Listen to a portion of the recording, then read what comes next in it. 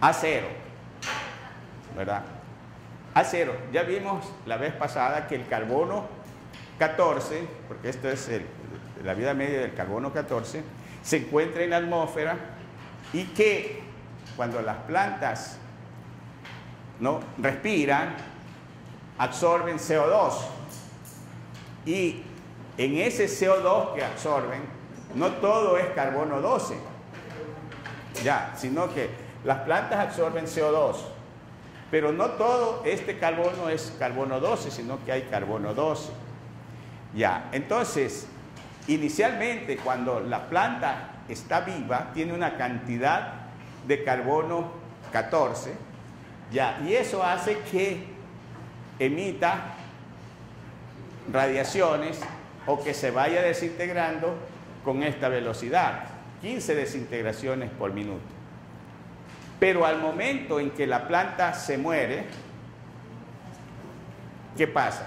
Ya no respira, ya no absorbe, pero lo que ya había absorbido se comienza a desintegrar, ¿verdad?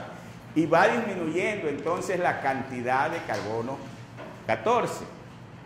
En el momento en que nosotros encontramos esos restos, medimos las desintegraciones y nos da solamente 10.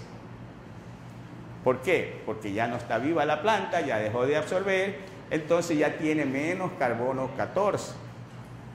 Ya. Entonces, ¿qué es lo que conocemos además? Que tiene el tiempo de vida media del carbono 14 es 5.720 años. Entonces, ¿qué debemos hacer? ¿Cómo procedemos para calcular el tiempo de esos restos arqueológicos que tienen los restos arqueológicos?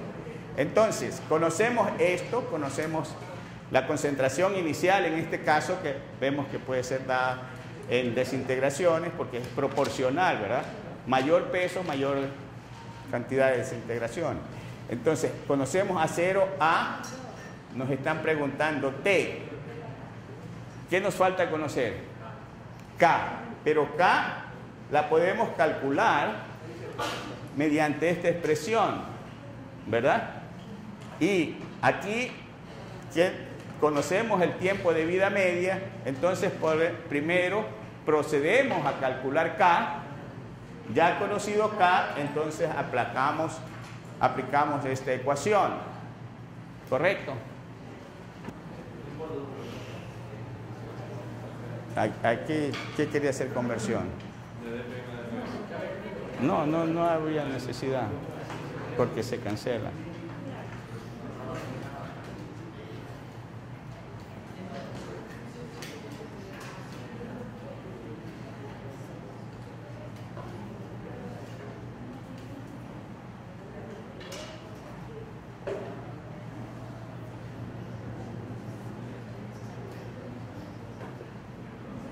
Ahí lo que tiene que tomar en cuenta es cuáles son las unidades de K.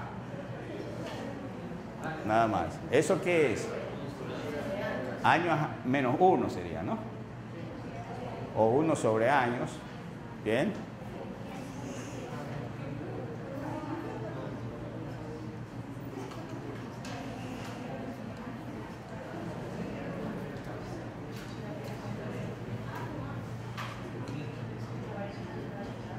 Pero el logaritmo neperiano, póngalo bien. Es para los dos, no es solamente para el numerador.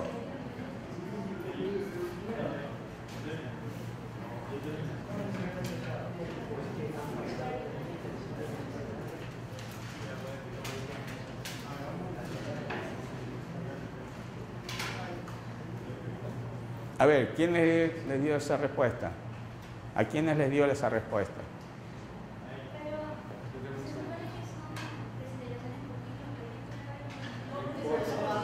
Mire, si yo pego aquí dpm y acá también dpm, las unidades se cancelan. Lo que interesa ver es en qué unidades está K, y K está en años. Esas unidades sí se conservan, no se cancelan. ¿Sí? ¿Sí está bien?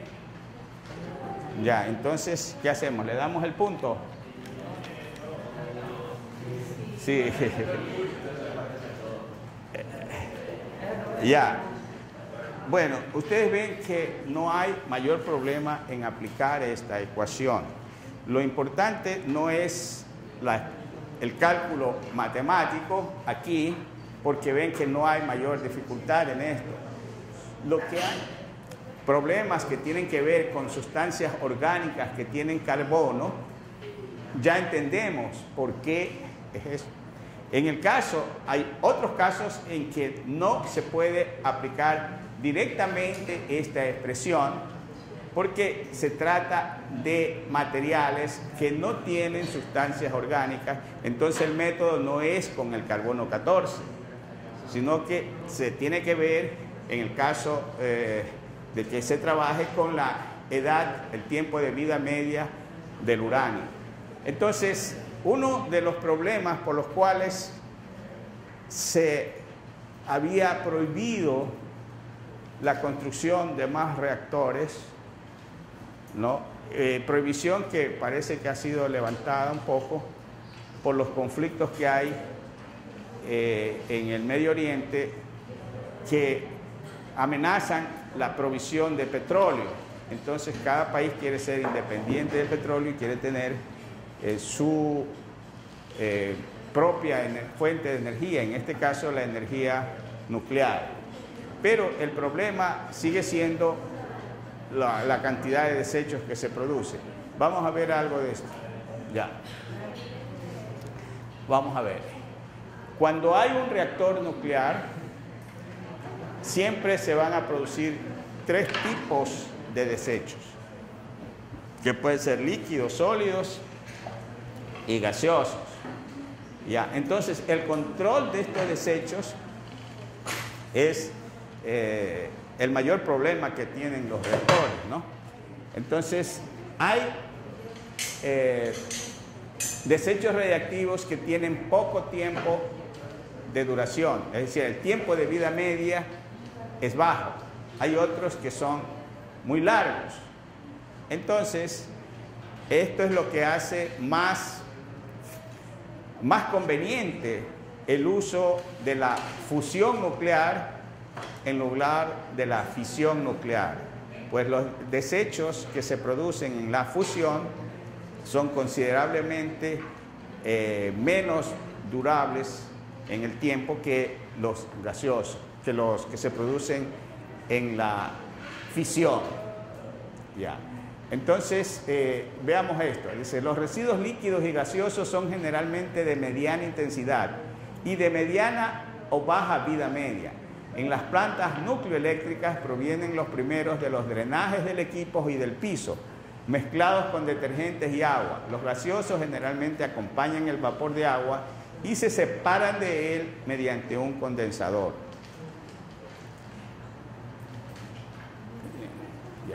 Los desechos sólidos son materiales que sufrieron contaminación radiactiva durante la operación radiactiva. Entre ellos se encuentran herramientas, ropas o equipos de trabajo y principalmente los ensambles de combustible que fueron extraídos de los reactores, en las plantas nucleoeléctricas fundamentalmente. Al haber perdido su utilidad, estos últimos son los que contienen mayor peligrosidad radiactiva, ya que pueden contener una gran cantidad de elementos radiactivos de elevada intensidad.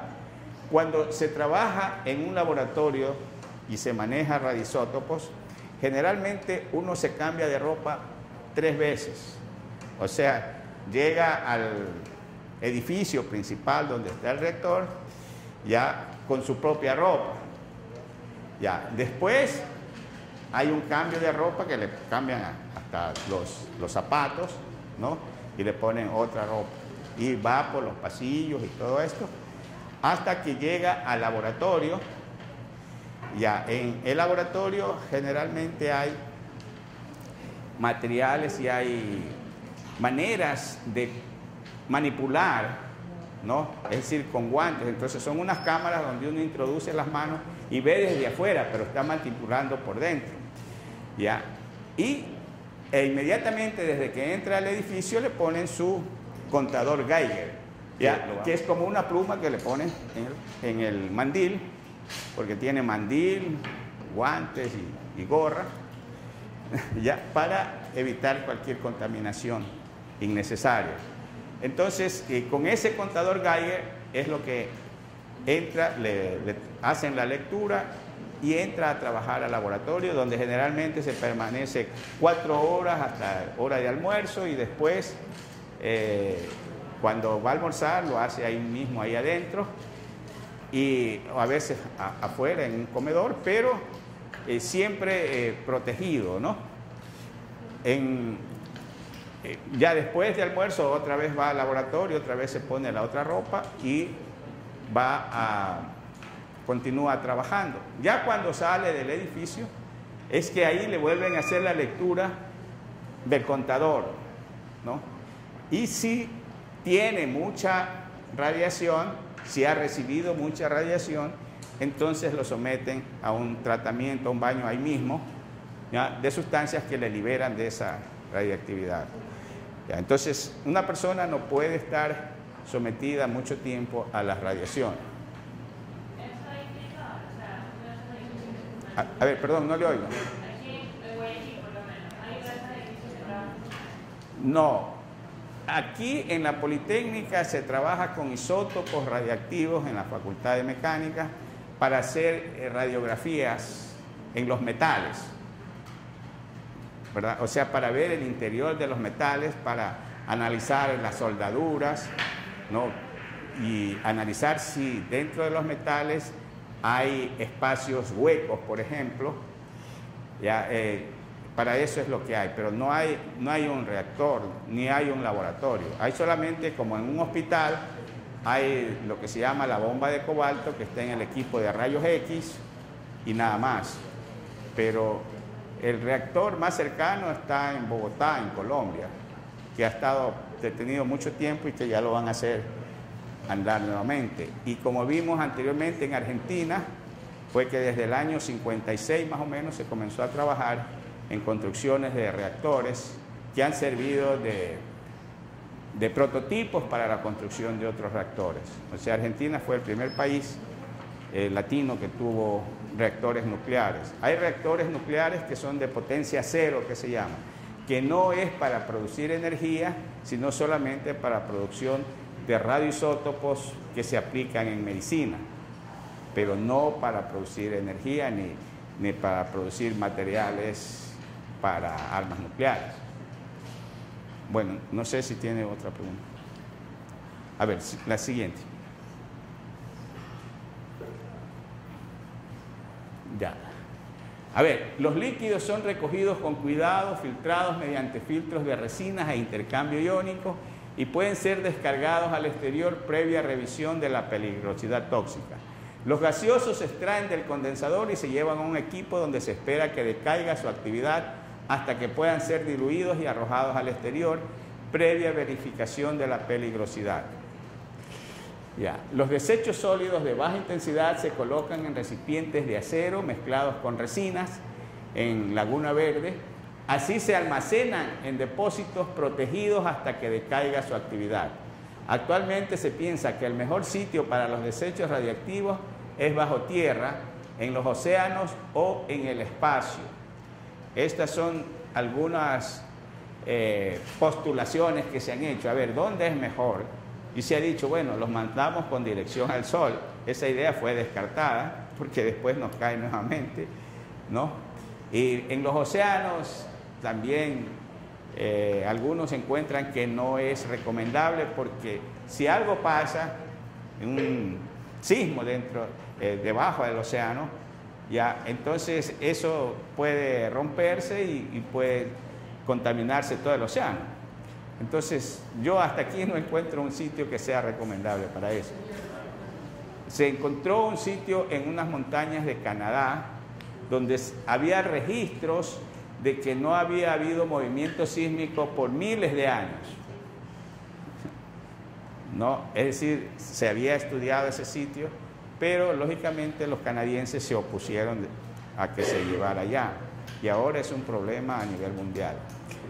Bueno, leamos nuevamente. Actualmente se piensa que el mejor sitio para los desechos radiactivos es bajo tierra, en los océanos o en el espacio, pero es necesario conocer las consecuencias de los radionúclidos en los alrededores de los sitios de confinamiento y aumentar la capacidad para hacer predicciones confiables con relación a los posibles daños que causen los radionúclidos en su entorno. Vamos a ver el siguiente.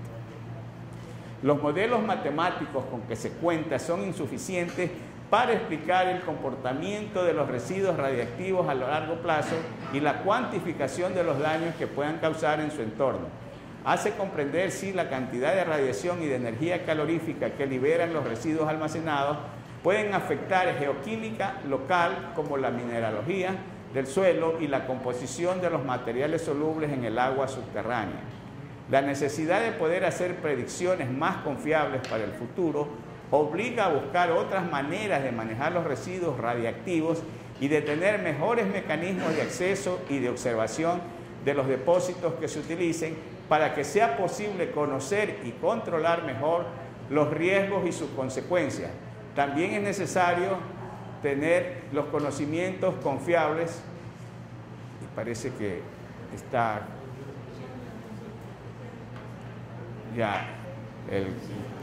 sobrecalentado el proyector. Ya. Bueno, entonces, hasta aquí no sé si se vaya a dañar. Vamos a dejar. A ver, ya se pasó. La necesidad de poder hacer predicción más confiables para el futuro obliga a buscar otras maneras de manejar los residuos radiactivos y de tener mejores mecanismos de acceso y de observación de los depósitos que se utilicen para que sea posible conocer y controlar mejor los riesgos y sus consecuencias. También es necesario tener los conocimientos suficientes y necesarios para valorar adecuadamente las ventajas y los riesgos del uso de materiales radiactivos. Vamos a ver. Esta es una manera de manejar estos desechos radiactivos. Se producen residuos radiactivos desde que se inicia la explotación de los yacimientos de uranio, durante los procesos de excavación y molienda para extraer y concentrar el uranio, así como en el enriquecimiento y reprocesamiento que separa el uranio 235 y el plutonio 239. Al inicio de la era nuclear se pensó que no era problema deshacerse de los residuos radiactivos, ya que los residuos de escasa actividad radiactiva, como herramientas y guantes utilizados en el manejo de los materiales radiactivos y otros desechos radiactivos, podrían ser enterrados en pozos profundos o cercados en zonas desiertas. Los residuos de gran actividad radiactiva, como las varillas de combustible agotado, que periódicamente se deben sacar del núcleo del reactor y aislarlas por miles de años, fíjense, ese es el problema, aislarlas por miles de años, podrían volver a ser procesados para extraer el uranio no utilizado y el valioso plutonio que se usa para la fabricación de las bombas y como combustibles de un reactor generador. Después de aproximadamente un año de operación de un reactor nuclear, se retiran y sustituyen unas 30 toneladas del núcleo de combustible agotado, que contiene varios productos muy radioactivos de la fisión nuclear, como el cesio-137, el estroncio-90 y el yodo-131, que tienen una vida media de 30 años aproximadamente. Estos deben ser refrigerados en grandes piscinas con agua durante un año antes que puedan ser enterrados. Se calcula que los residuos del combustible procesado tardan unos 20.000 años para desintegrarse y llegar a concentraciones seguras, entre comillas, para los seres vivos, y que los residuos no procesados requieren unas 100 veces más tiempo de desintegración, o sea, 100 veces 20.000. ¿Ya? Entonces, bueno, este es un tipo de piscina, ¿no?, donde están los otros. Una vez llegado el periodo de decaimiento esperado, los restos pueden sufrir diferente manejo. Introducirlos en contenedores especiales diseñados para permanecer cientos de años en depósitos subterráneos de residuos radiactivos. Colocarlos dentro de contenedores especiales en depósitos provisionales y posteriormente mandarlos a depósitos subterráneos. En estos depósitos superficiales pueden tener una pérdida significativa de su temperatura inicial y volverse más manejables. Enviarlos a una planta de reprocesamiento. Este proceso, si bien es muy costoso, permite reutilizar los materiales radiactivos y generar algunos subproductos, o sea, los radioisótopos, útiles en medicina, industria y agricultura. Por otra parte, los desechos finales después de la recuperación serían mucho menores y más manejables para ser enviados a un depósito final. Bueno, esta es una forma como están los desechos. Son los contenedores, estos tanques para los depósitos subterráneos y ya en depósito superficial. Veamos la otra. Ya. En muchos países el traslado de desechos se hace en la superficie a través de camiones y trenes que atraviesan de un lado a otro los territorios, exponiendo a la población y al ambiente a cualquier derrame o fuga, fruto de un simple accidente de tránsito. En otros sitios el transporte es por vía marítima. Grandes cargueros transportan diariamente materiales de núcleo eléctrico hasta centros de procesamiento ubicados en sitios lejanos como Japón, donde se cuenta con las principales empresas de tratamiento de recuperación. Los accidentes en estas vías también son un peligro latente. Por esto es que en Alemania el Partido de los Verdes que hay ahora se formó con las personas que protestaban contra el traslado de estos desechos radiactivos que pasaban en trenes por ciudades, ¿no? Y eso fue el motivo de la veda que hubo de construcción, ¿no? Y estos buques, todo esto es una cantidad de dinero muy grande, hacer estos materiales, ¿no?, para proteger las radiaciones, y el peligro es latente. Ya, entonces en Brasil hubo proyectos para construir, pero estaban en la Amazonía, estos reactores, y felizmente fueron desmantelados antes de que comiencen a funcionar. Ya estaban casi terminados, pero hubo un cambio de gobierno en Brasil y el nuevo gobierno desmanteló esos reactores que hubieran afectado a toda la Amazonía en caso de un accidente. A ver, vamos. Ya. Escudo para conductor de calor. Ustedes ven cuál es el conductor. Escudo para partículas gamma, escudo para neutrones, pared exterior, contenedor de desechos, tapa amortiguadora. Ya. Y esta es una canasta para 28 contenedores. Esos son de tamaño muy grande, pero ustedes ven todas las protecciones que tiene un dispositivo de esto. Veamos.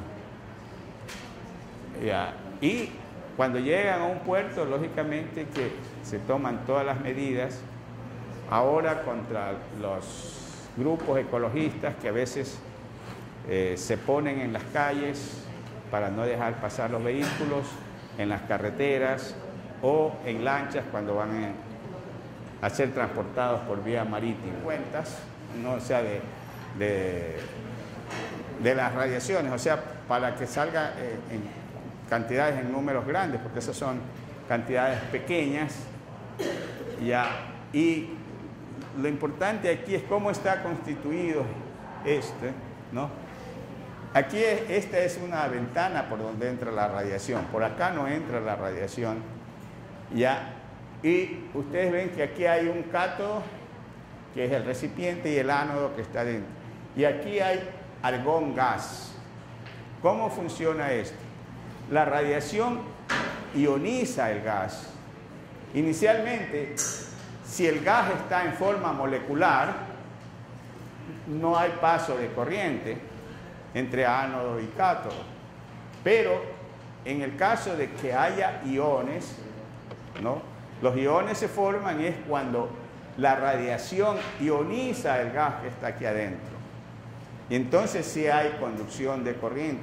Y la cantidad de corriente que se produce es proporcional al número de iones, y el número de iones es proporcional a la cantidad de radiación que pasó por esta ventana. Y este contador puede ser así del tamaño de este marcador, que es sencillo. Este es un contador de Geiger, y hay otro que es modificado que se llama Geiger-Müller. A ver, en esta gráfica tenemos la cantidad de radiaciones a las que nosotros estamos expuestos naturalmente, es decir, por efectos de la medicina, cuando nos tomamos una radiografía o cuando nos vamos a donde el dentista también a tomar radiografías de la dentadura para ver si nos extraen alguna pieza, ¿ya? Estamos expuestos a esas radiaciones, pero hay otras radiaciones que son naturales, que las recibimos, así estemos tranquilamente en el campo o a veces en la casa, en sitios donde se producen estas radiaciones. Ya, el radón es la fuente más grande de emisiones naturales. Ustedes ven ahí, fuentes naturales, y el radón representa el 55%. ¿El radón de dónde proviene? El radón proviene del radio, por desintegración alfa.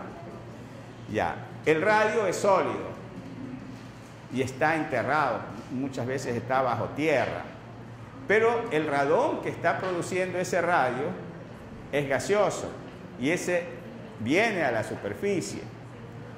Ya, y entonces ese es el que causa problemas en sitios donde hay radio, y se va a producir radón que va a salir a la superficie.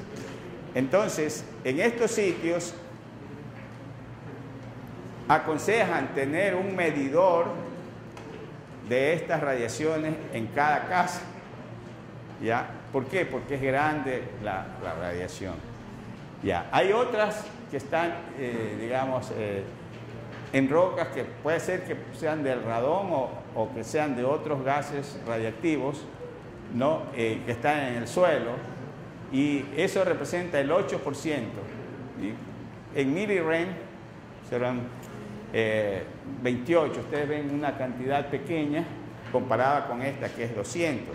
Millirem, el REM es una medida de la radiación que emplean los médicos y que viene de mili es la milésima cantidad, pero es Roentgen equivalente médica. O sea, el Roentgen es una unidad para medir estas radiaciones, pero el equivalente médico es el que utilizan los médicos, que no es el mismo que utilizan los físicos, que es el RAT. Veremos después. Ya. Y esto proviene, por ejemplo, este 8% proviene de los rayos cósmicos. O sea, en el espacio hay muchas radiaciones y nos llega un 8% de estas radiaciones. Ya. Y hay un 11% de los radioisótopos que están en nuestro cuerpo. ¿Qué clase de radioisótopos tendríamos en nuestro cuerpo?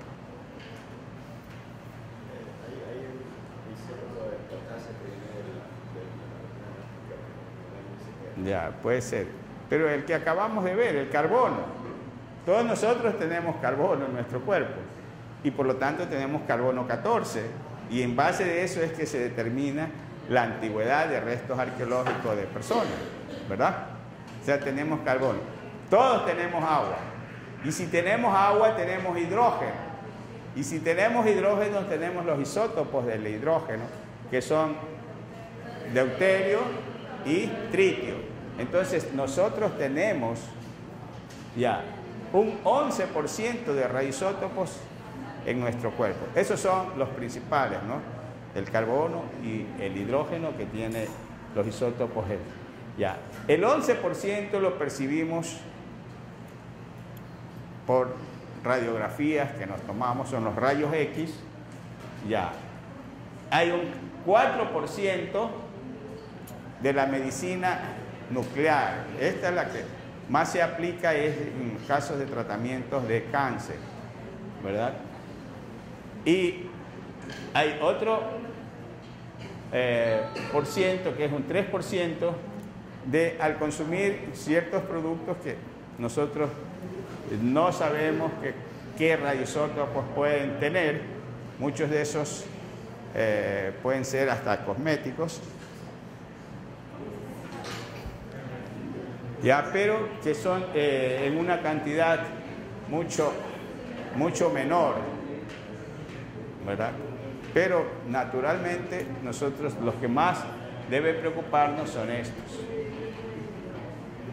Hemos visto ya algunos temas relacionados con la química nuclear, pero en la clase anterior dimos énfasis a qué nomás, a los reactores nucleares,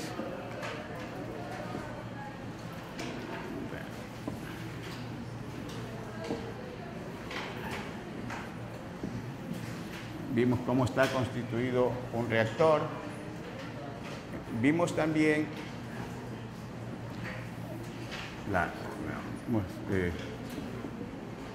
partes constitutivas, ¿verdad?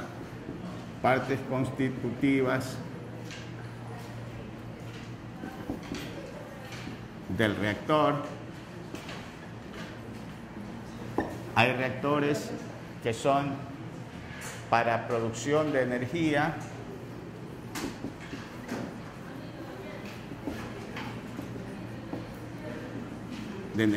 eléctrica. A base de la energía nuclear se produce energía eléctrica, y también sirve ¿para qué? Para potabilizar el agua, es decir, para convertir, no para potabilizar realmente, sino para convertir el agua de mar, agua salada, en agua dulce, o sea, obtención de agua dulce a partir del agua de mar. Ya. Y otra aplicación que tienen los reactores es producción de radioisótopos.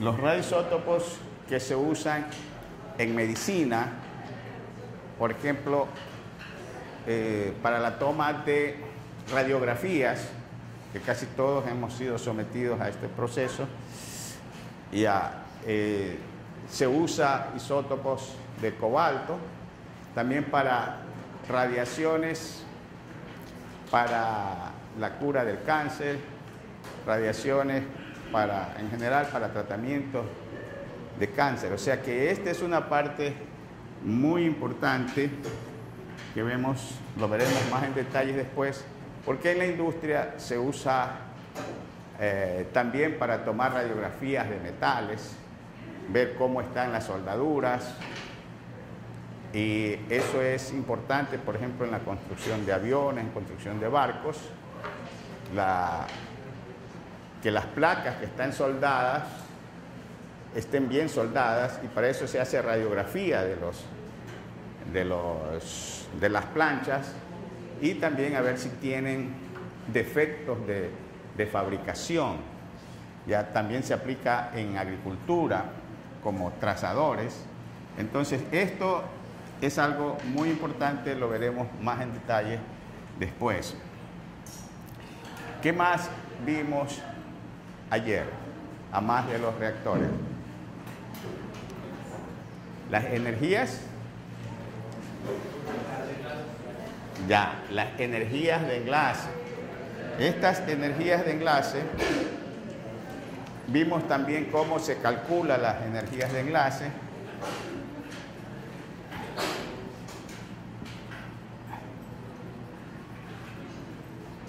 Vimos las reacciones de fisión y fusión, reacciones de fisión, un ejemplo que vimos, y de